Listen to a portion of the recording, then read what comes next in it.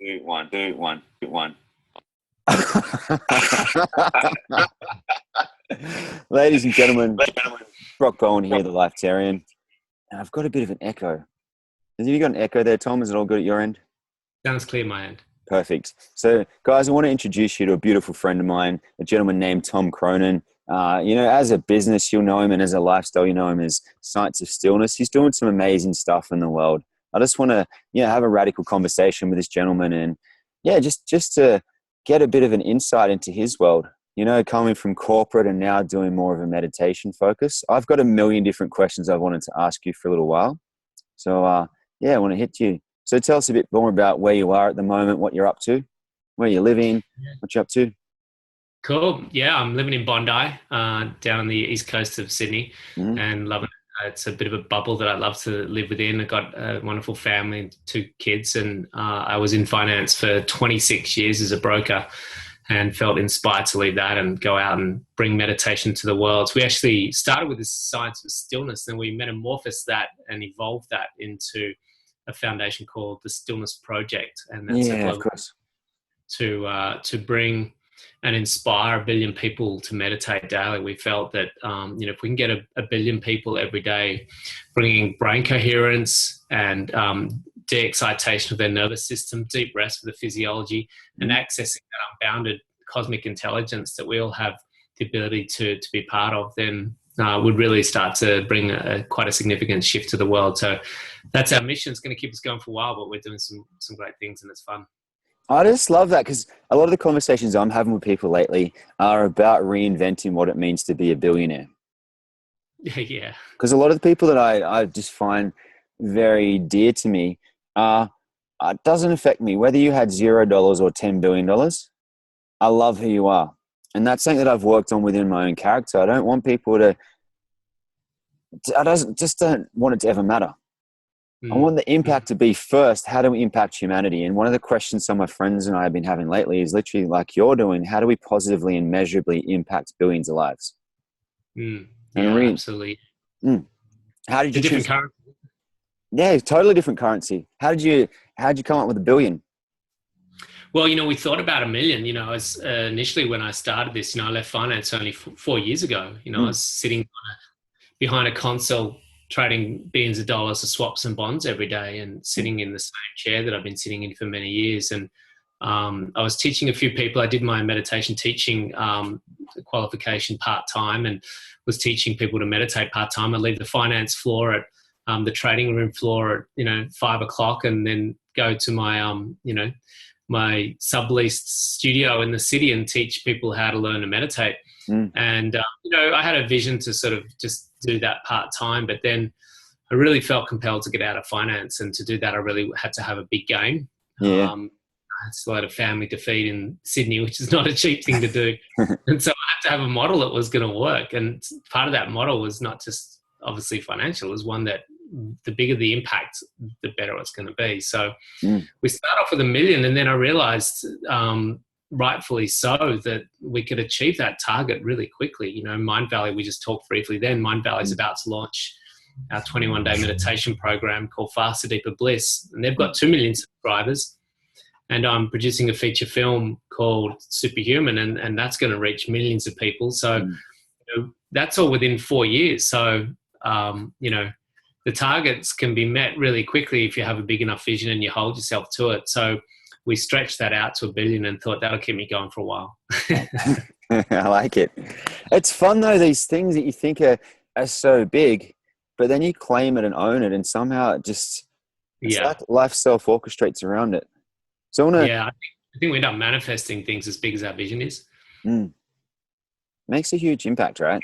I've been playing with this idea, like the blessing experiment, where each day, like I do my qigong and my meditation, whatever my daily practices are, but at the end of it, I'll bless myself and I'll bless Christie and I'll bless out to the people I'm thinking that are in my world right now. Then I bless all humanity. And when I've been doing it, it's almost as if, I'm not sure, I just want to ask you about this too with your meditation, but it feels like everyone's on my team. Like, they are your team. For sure. And it totally feels like that. But in this whole way, like, whereas before I used to think I might ask someone a question. Say I'm there at Avis the other day and the car rental was going to be about this much more. There's going to be like a huge gap. And all of a sudden I just looked at Christie and looked back, and the lady just did everything she could. And instead of it being about an extra 600 euros for 2 days, she made it an extra 20 without us asking. It was just like, it just dropped in. I want to talk about that thing about, some people talk about the slipperiness of the mind, dropping into the space, stillness. What's the experience for you? What kind of meditation do you recommend? I've heard something that you do some transcendental meditation. Do you do other stuff? What's it you're up to? Yeah, to really simplify it, because a lot of people kind of think of meditation as one thing, and they put into this basket of, I've got to still my mind or empty my mind. And of course, they're going to struggle with that because it's ridiculously difficult to try and still your mind. So I share it in a way that's quite digestible, and that I put into 4 categories. We've got contemplation meditations, where you might have guidance from someone, or you personally might be contemplating an ideal or a vision. It might be clearing your chakras, or it might be contemplating gratitude or blessing people, like you were saying before. So that's what I would say is a contemplation meditation. Now, in a contemplation meditation, there is activity in the mind. There is movement on the landscape of the mind. There's thought forms, and they're changing through that contemplation. And because the mind and body are integrated, there's going to be shifts within the physiology during that contemplation. Wonderful shifts in that you're going to start to feel better, and you're going to enhance the well-being in your physiology. But there is movement in mind and movement in body. Then we have things like chanting meditations. I went to one last Saturday night here in Bondi at a yoga center, and there was 100 people in a room, and there was instruments, and they were doing these wonderful, beautiful chants. And they're very profound experiences to have a chanting experience, either with yourself or with other people. A personal chanting meditation might be one where you say something out loud like Om Namah Shivaya, Om Namah Shivaya, Om Namah Shivaya, and you count your japa beads while you do that. And they're beautiful meditations, and they still enhance quite an elevating experience. We certainly felt very elevated last week with 100 people chanting in a room together. Of course, during that time, there's excitation, there's stimulation, there's activity going in the mind, and there's certainly activity in the physiology. You're very aware of your physiology and the world around you. So you're still in that world of duality, me and other, me and the musicians, me and the music, me and the projector that's showing the chant on the screen. And then there's another meditation, which I would call concentration meditation, where we're going to use force now to try and get the mind to focus on one thing. So if we can get the mind to focus on one thing, then it's going to have less fluctuation, and it's going to bring some calmness into my body. So it might be focusing on the breath, which is a very common one. So now I'm going to focus on one thing as opposed to a multitude of different things, as the mind's fluctuating into the future and the past, getting drawn into the glamorous world of thought. And in this place, there's a lot of friction because the mind doesn't want to focus on the breath. It's incredibly boring for the mind, and the mind's constantly looking for something that's incredibly charming, which is thinking. So to focus on the breath, it's really quite a boring, monotonous experience for the mind, and it will put up a lot of resistance to that. And you're going to need a fair bit of force, hatha, the force of the elephant, to bring that into that single point. It is a beautiful practice. It is derived from very renunciant sort of ascetic type practices, people in monasteries and ashrams that didn't have Twitter and didn't have Facebook and didn't have Instagram and traffic to go through, and wives and children to navigate and negotiate, and money to have to deal with. They could get up in the morning at the sound of the gong and spend many hours focusing on that single thing. And because their minds weren't constantly distracted throughout the day, and look, we need our mind to be busy to focus world today. We actually do need a very active mind to engage and succeed in the world today. So it's part of what's necessary in this current model of the world that we're in. If I was in an ashram, it'd be very different, but I'm not. I'm living with family and, and jobs and things like that. So that meditation technique is very profound. I actually do incorporate some concentration meditation in my day sometimes. But the core of my practice, and has been for 20 odd years, and it's the core of what I teach, is a transcending style meditation. So these are meditations that take you beyond the thinking process. We've now actually dropped thinking altogether, and the mind has now dived into a field of what's called pure consciousness. So that's a spaciousness where there's no thought, and yet you're awake. So you're not concentrating on anything. You're not contemplating anything. you're not chanting anything. You've gone beyond the world of duality of me, the ego, and something else. And so that is what we call transcendence. And the reason why I practice that and why I teach that predominantly over the others is that, firstly, I found it the most effective in getting myself into that state. The mantra is the vehicle that I use to actually take me through that portal of that world of relativity. And when I transition through that world from the egoic state of me and other and access the world of pure consciousness, something profoundly happens in my physiology. The mind's now becomes still because it's found a sweet nectar that keeps it satisfied, and that's bliss consciousness. And because it's found something so sweet and endearing that it no longer needs to go searching for those charming little thoughts about the future and the past and me and other things.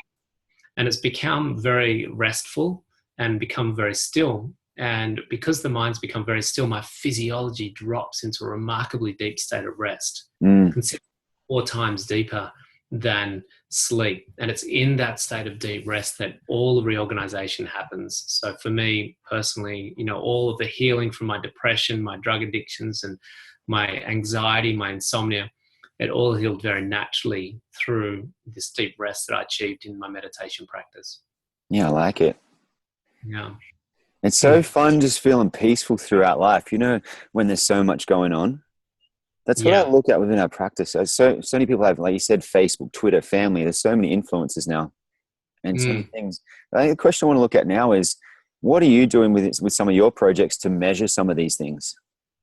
It's really good. Yeah, I'm just looking at, like, for many years, my sister's looked at me. She's a doctor. She goes, Brock, you live the dream. You do these different things. People's lives change. Cancer changes. Different shifts. Why don't you do a PhD and prove it? Use your intelligence to prove it. And I've been resistant to that until recently, when now it's that question is, I want to look at that. How do we measure these things? It's a great question. And you know what, there's just so much, so many bodies of knowledge, so many, big chunky pieces of information out there that have done all of that validation. And there's a dime a dozen scientific articles that validate the power of meditation. For me personally, I can put lots of time and lots of energy into that. But one thing that I really find is the most effective form of measure is simply the validation that I get from my students. And, you can do all the scientific experiments in the world, but one thing that's the most profound thing that I find is having thousands of testimonials coming in every day that say, you've changed my life. I used to have postnatal depression and now I don't, and I'm interacting with my child. Thank you. Changed my life because I couldn't go to work and now I'm having the best time of my life. Thank you, because my relationship was just dog shit and now it's amazing and I've just, attracted abundance in every area of my life. So for me personally, the measure is testimonials and people's lives that change through having direct experience with something that's profoundly deep and still within them. Yeah, I like that. So it's an interesting one to look at, like with your personal practice. Now, your life's already expanded. It's obviously, as you go to 1 billion people, it's going to expand even more. So how do you make peace with that? Like, right. I think, this is part of what we're doing with our film as well, and with the Stillness Project is you've got to build whatever you're building on something that's stable. It's got to have a firm foundation, whether it's a business, whether it's a relationship, whether it's your own health.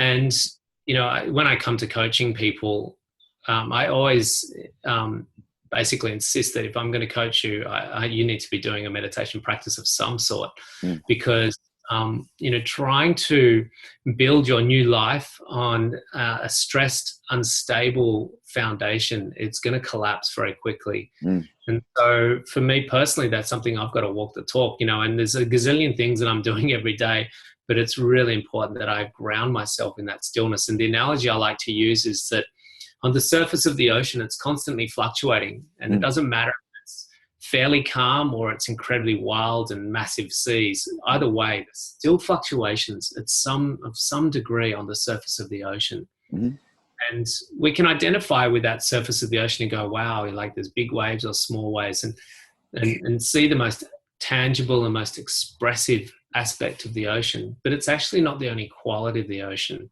If we transcend that surface level, of reality for the ocean, and we go down to the very depths of the ocean, we'll find a deep stillness that's unmoved there. And this is the foundation that supports the waves. And we don't want to identify with just the surface. We want to take the full spectrum of reality in and have the fluctuation. Yeah, sure, my mum might get sick, or, you know, my kids might pass their exams, or I might, you know, find that something doesn't work out with my car or something like that. And these are going to constantly change in life. But it's not the full spectrum of life. And I don't want to miss out the full spectrum. I want to experience the full spectrum. So incorporating the deep stillness as well as relativity is really important. And that's where I think holding space for these big projects is key to build the project on that foundation.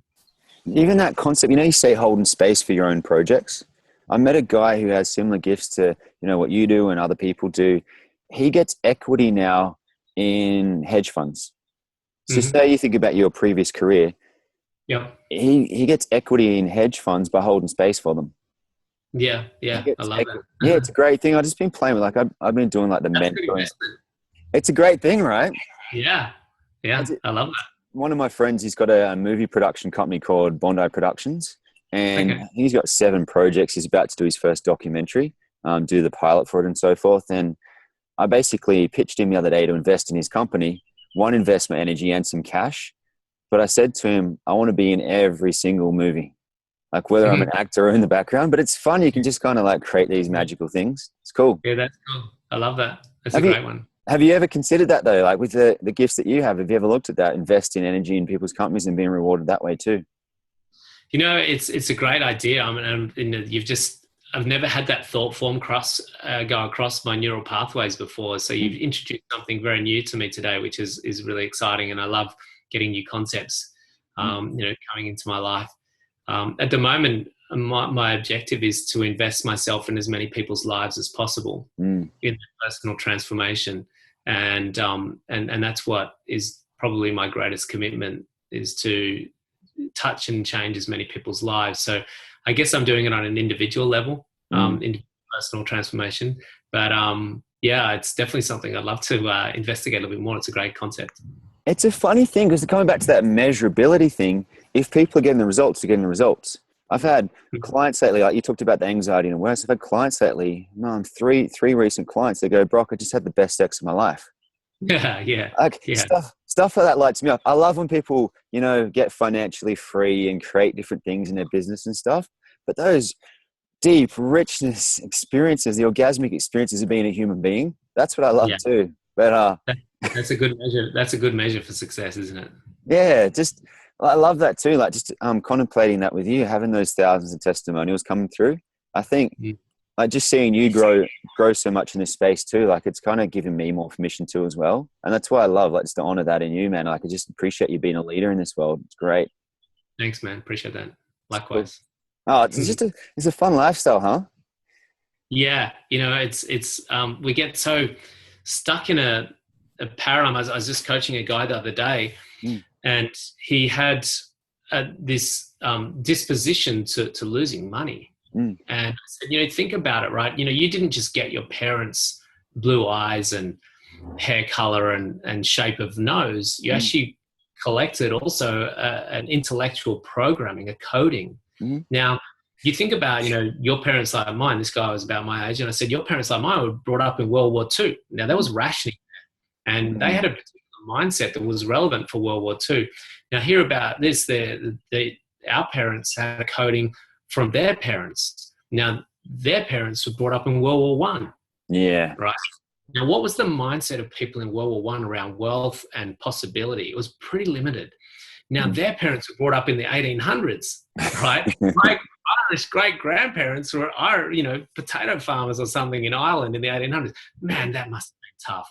There was no plasma TV screens. There was no Dr. Barley. There was no, like, you know, manifest abundance type mentality. It was just like, look, you just wake up and you work yourself down into the ground and you just do what you can to try and put some bread and some soggy water on the table, you know, like, so that coding gets passed down, not just your hair color and your eyes and your nose shape. That coding gets passed down and you're carrying that, you know, it's like, And that's what we've got to break free of. We've got to break that shackle.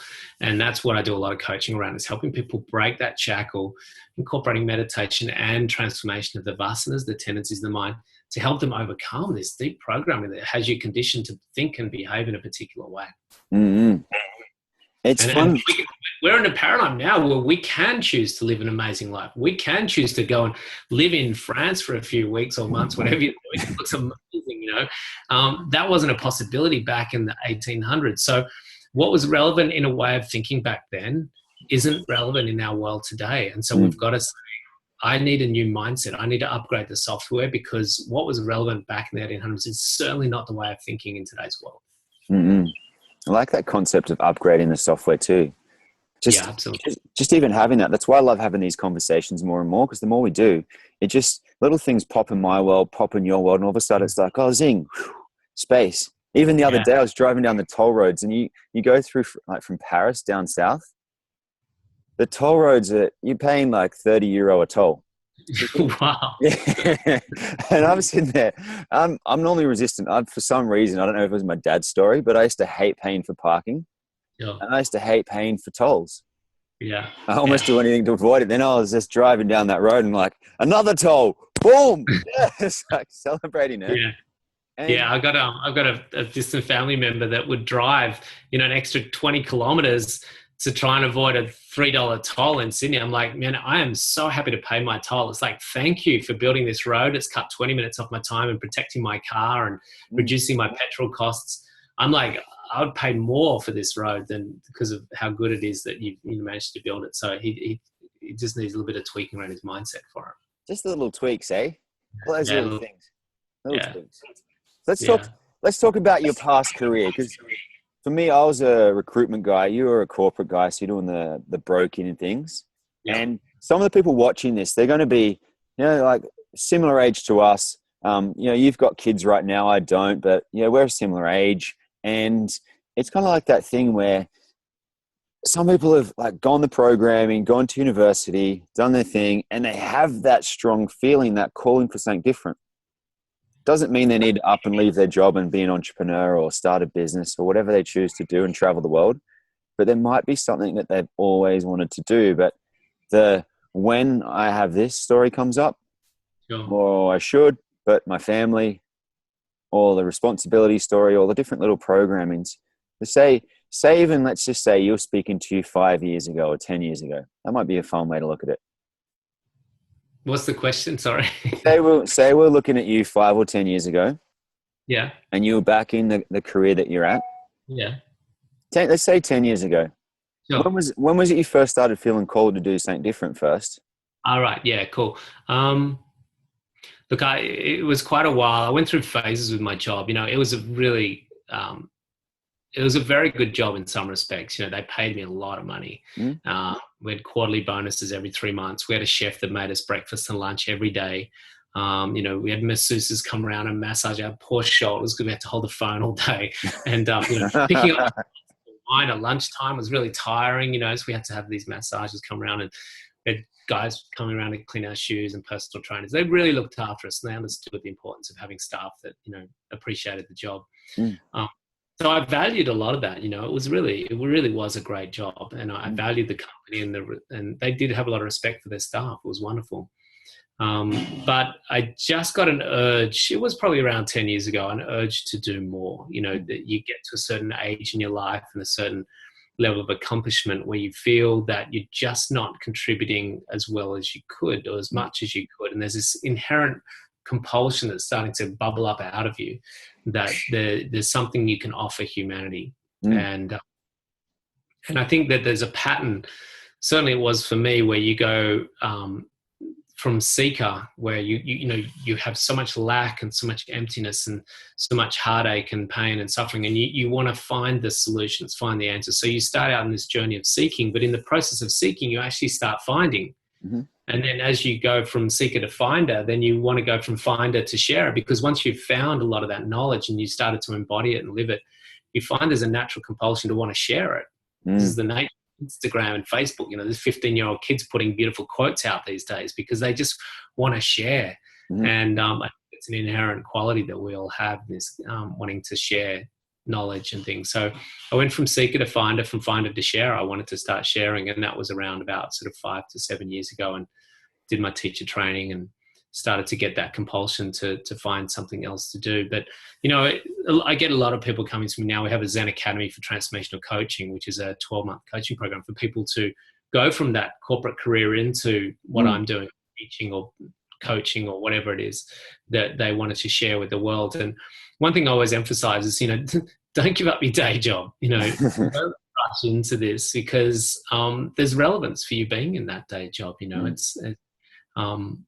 it's a wonderful ideal to just jump out of it straight away and start, you know, going around and putting blogs up and Instagram posts, but having structure and enough audience to start to leverage that to feed your family is an important thing. We have to be really grounded about the reality of this, the time it takes, and the practical application, and also just that there's relevance for you being in that workplace and your contactability with the world. And, you know, I always say that a lamppost is most effective in a dark corner. So if you're emanating lots of light, you know, putting yourself in stressful environments where people are very stressed is actually part of your dharma and your contactability with humanity. So I always say that even Superman, while he was out there in his lycra and cape saving the world, there was a lot of time he was actually just wearing a tweed jacket with his glasses and writing articles for the Daily Planet, and just in the, because he still had to pay his mortgage, and getting cats out of trees and leaping over tall buildings certainly wasn't going to pay his mortgage.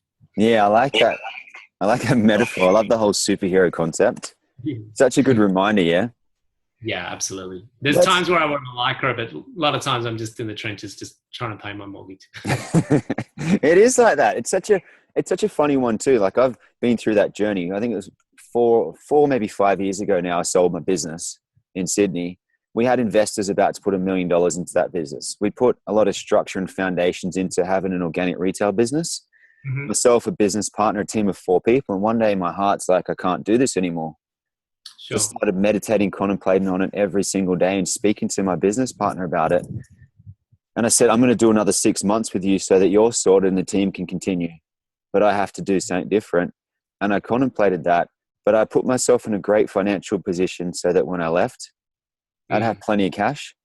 And then silly old me said, I wonder what it would be like if I lost everything. And I came to this realization that I get what I wish for. And I've had this process of like manifesting things a whole lot more. It's been radical, like just to be in that space. But I think the thing I want to talk about next is superhuman, superpower capacities. It's a conversation coming up recently, to the point in San Diego recently. I met with these guys that are superpower experts. They're I don't know if it's CIA or secret agents of some description. And they exited that after about a 15 or 20 year career. So they were the guys that would drive at 300 kilometers an hour, shoot you at a distance, all those different things. And then they went, this is not what we feel called to anymore. They started doing security for people's businesses because that was the skill set that they had. But people started coming to them and kind of having the conversations like we're having now. Even though the business card was that, you know, I'm going to do security for you. But all of a sudden they're talking about superpowers. And it's something I've been contemplating. Like, I'm curious about your documentary, Superhuman. Like, what's the mission? What's the idea there? What have you started on there? Can you give me any insights yet, or is it all top secret?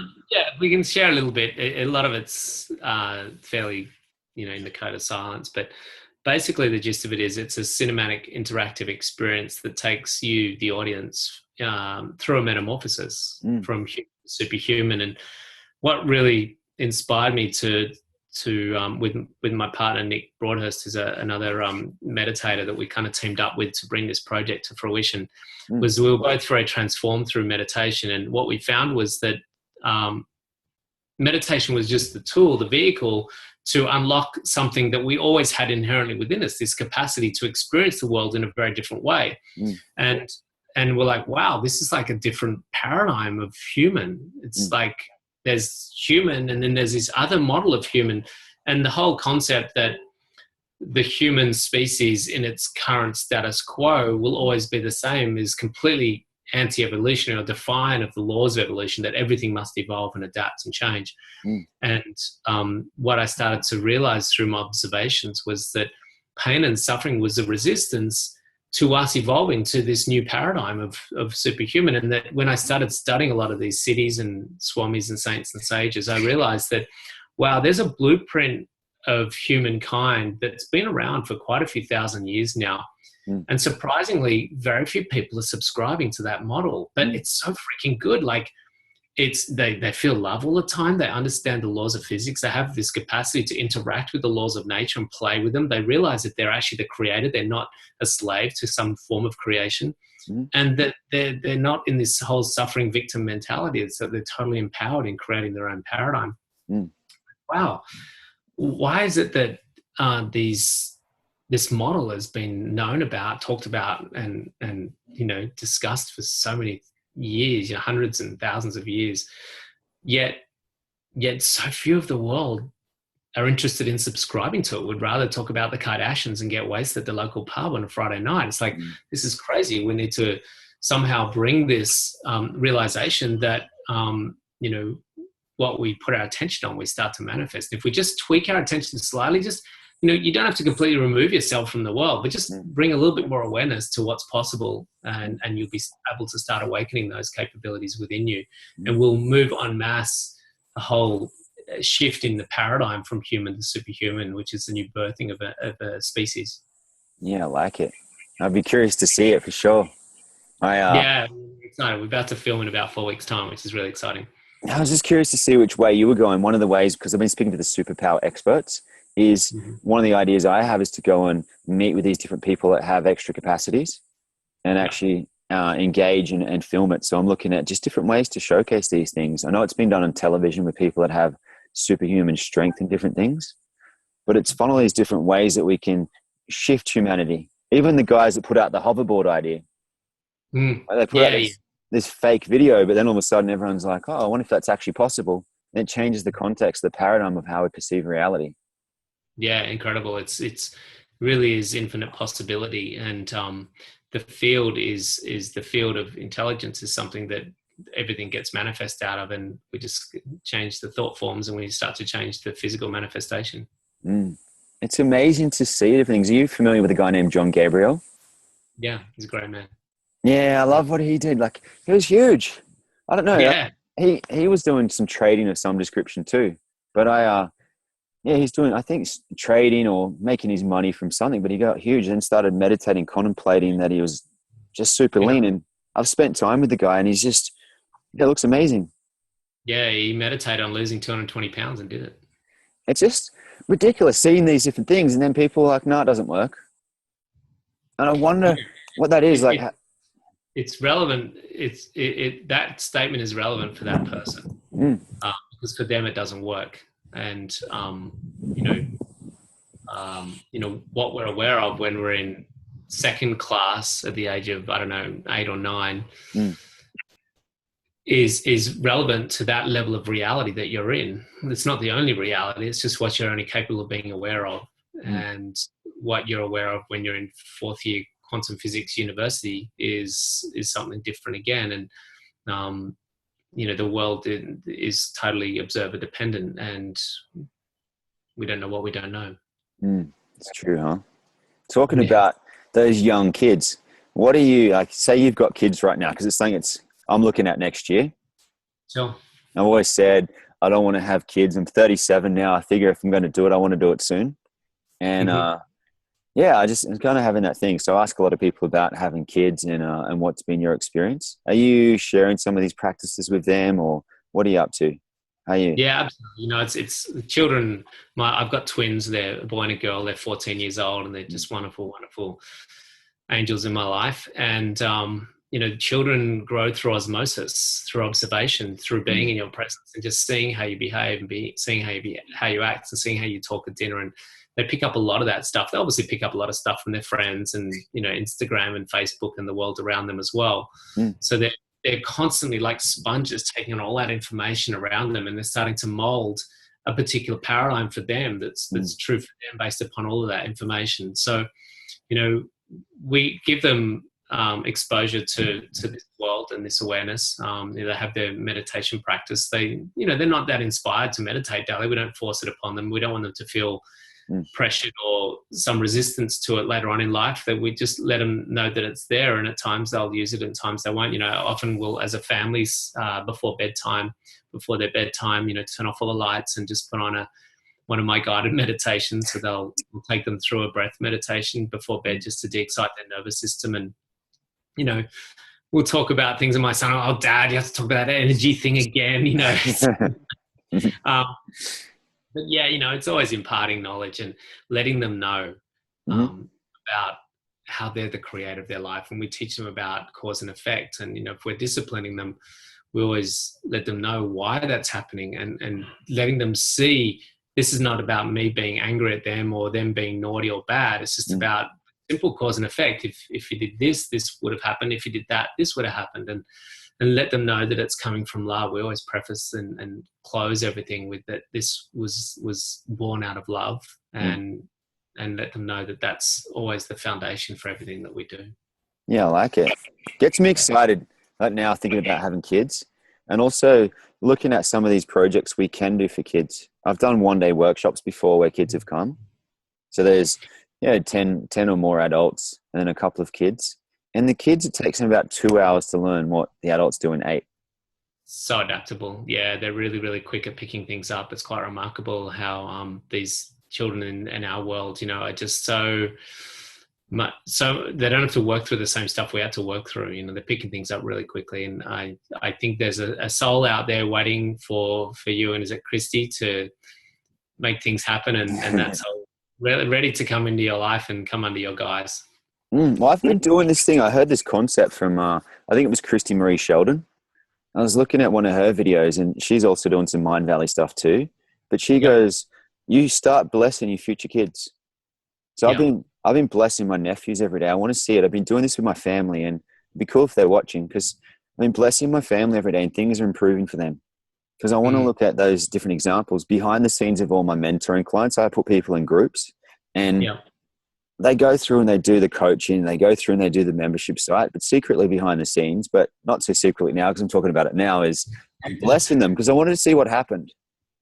See, just we could use these energetic practices to shift some things subtly and change some things. And it's all like really positive, like really. I think what will validate that is was that Japanese guy with the water crystals, a mojito guy, when they took the water crystals and blessed them or said gratitude and nice things, that the water crystals took on a totally different shape. So, it's definitely a lot of validity in what you're doing there, man, for sure.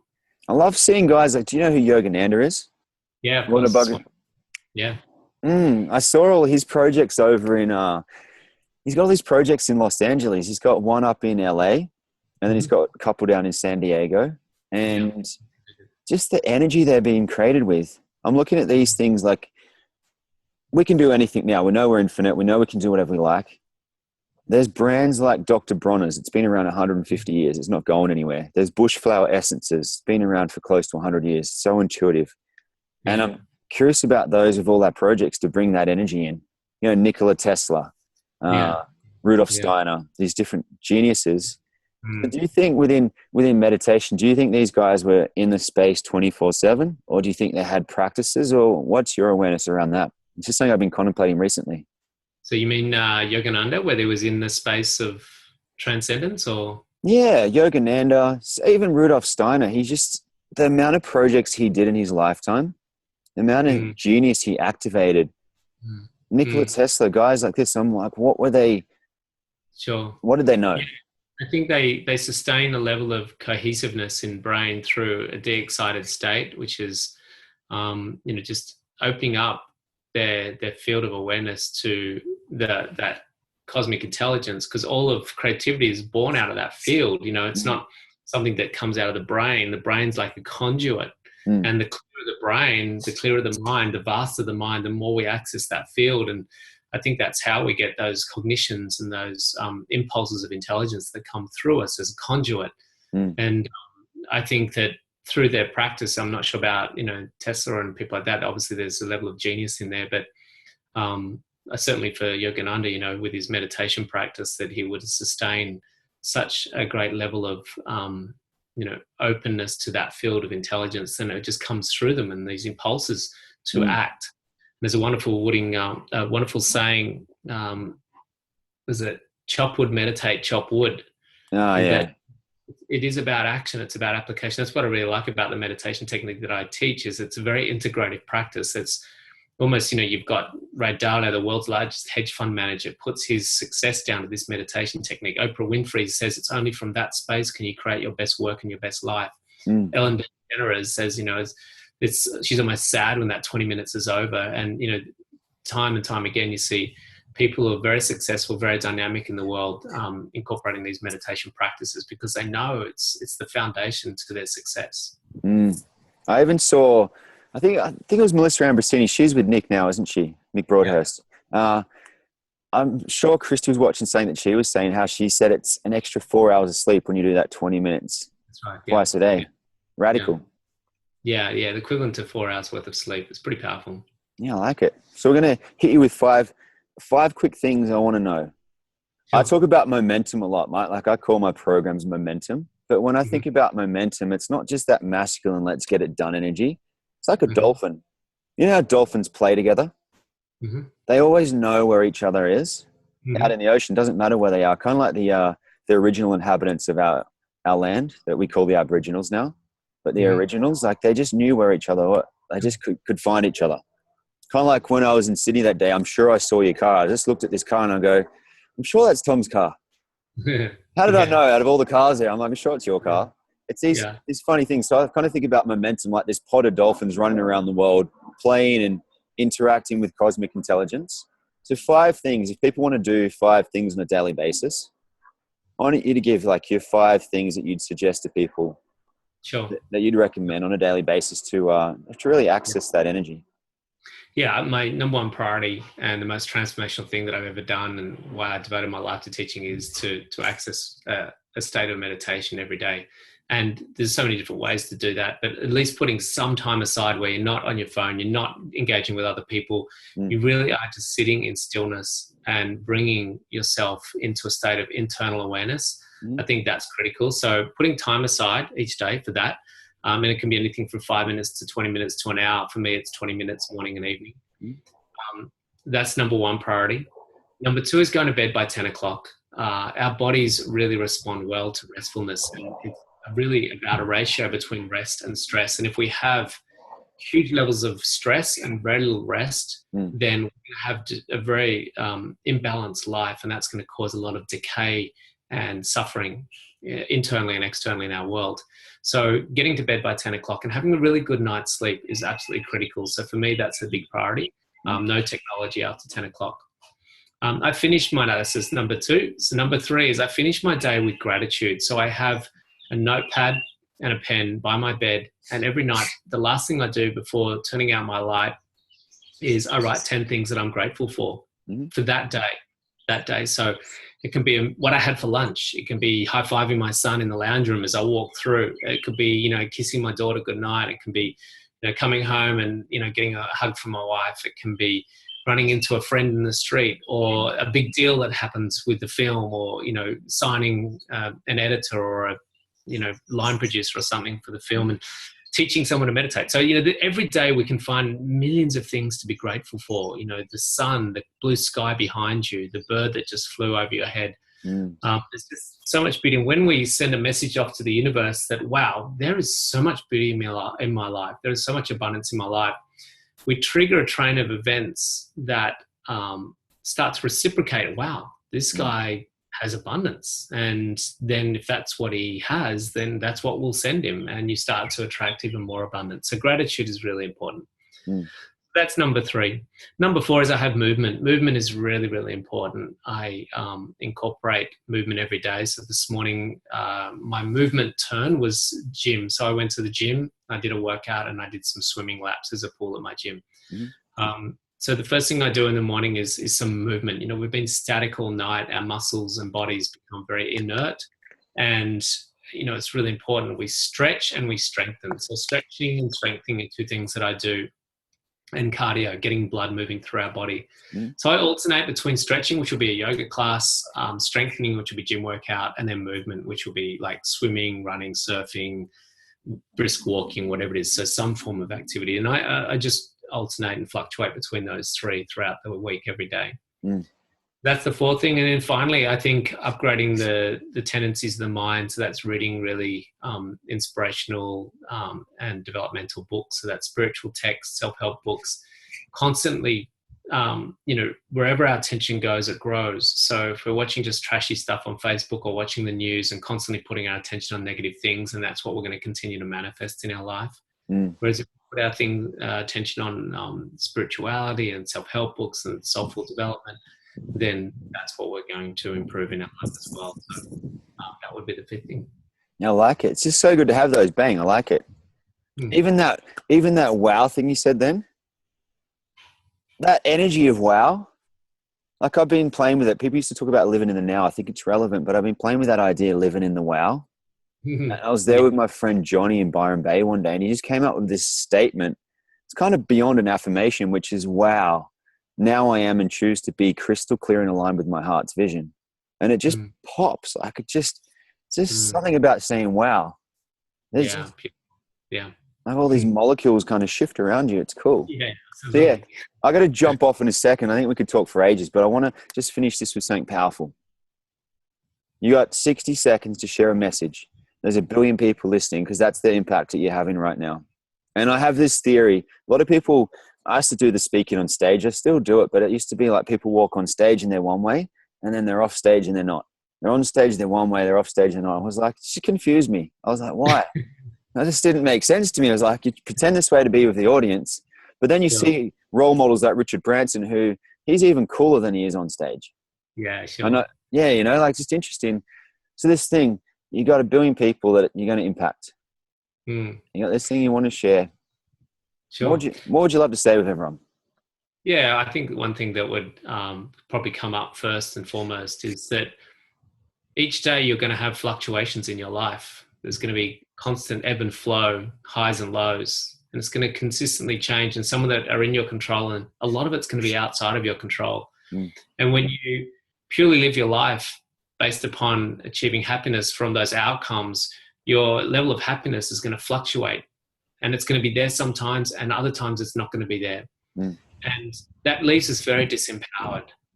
And sure, my life has constant change in it, but there's another level of experience that we can have that's free of those fluctuations.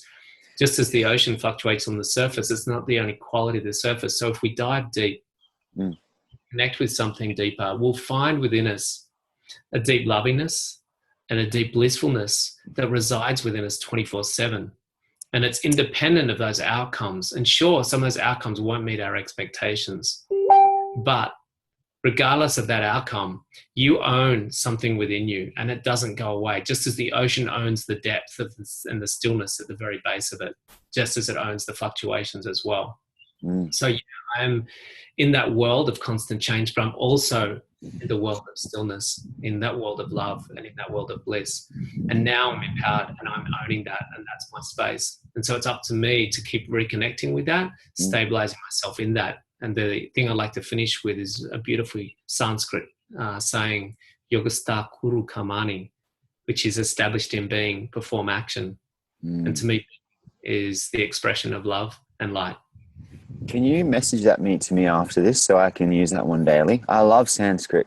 No, I've got a trademark on that. I can't give it to you. Like all these amazing Sanskrit, like Ekankar and